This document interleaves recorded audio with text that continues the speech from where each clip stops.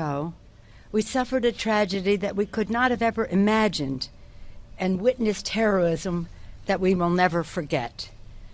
Every September 11th for the past 15 years, Americans have bowed their heads to find comfort in faith, even as we are still rocked by disbelief at the tragedy of that day.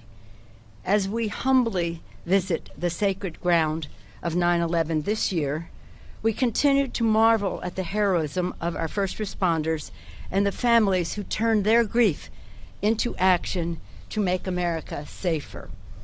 Because of them, 9/11 does not belong to fear. It belongs to courage. It belongs to compassion.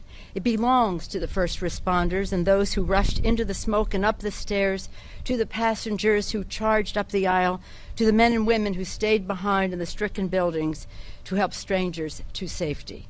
Because of them, out of the ashes of the fallen World Trade Center, the crushed concrete of the Pentagon, and a burning field in Pennsylvania, Americans rose united.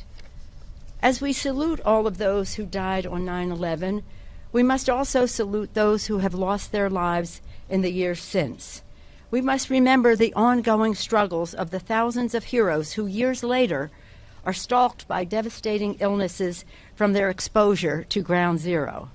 By some accounts, 10 to 15 cancer diagnoses per week, 15 years later. We must treat all of them and those who will come after as illnesses in our own families. We must continue to meet our commitment to the health and compensation needs of our heroes and their loved ones.